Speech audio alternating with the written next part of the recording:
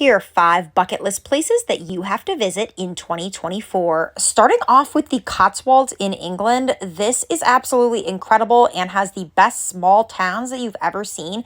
Truly looks like you're stepping out of a fairy tale, so get out of London and go to the Cotswolds.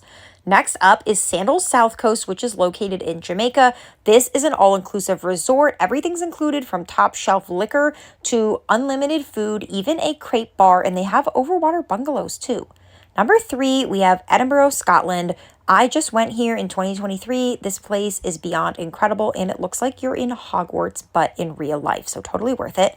Number 4 are the Florida Springs. If you have not yet been to the Florida Springs, you are totally missing out. The water here is crystal clear and pristine, and they are very affordable to visit, making it the perfect budget trip.